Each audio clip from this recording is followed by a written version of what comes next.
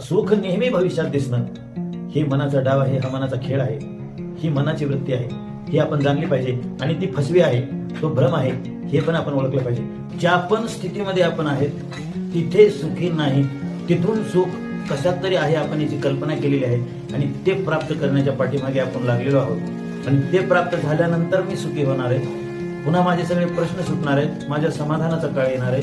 अशा पद्धतीने आपण जीवनामध्ये एक मनाची धारणा बनवलेली असते. माणसाचा जन्म मिळून जर माणसाला स्वतःच्या जीवनाविषयीचे ज्ञान नसेल तर मग त्याला भटकण्यापासून कोण रोखू शकतो? आपल्या जीवनामधल्या ह्या काही धारणा आहेत, मान्यता आहेत, ज्या घेऊन आपण चाललो त्याच आपल्याला फसवत असतात. आपण त्याच्यामध्ये फसतही असतो अनेक वेळा, परंतु असा विवेकच आपला जागा होत नाही की मी नेमकं काय करतोय आणि त्यातून मला काय मिळते, कसा माझा प्रश्न नेमका सुटणार आहे, कुठे मी थांबणार आहे, कशा पद्धतीने माझ्या जीवनामध्ये समाधान येणार आहे.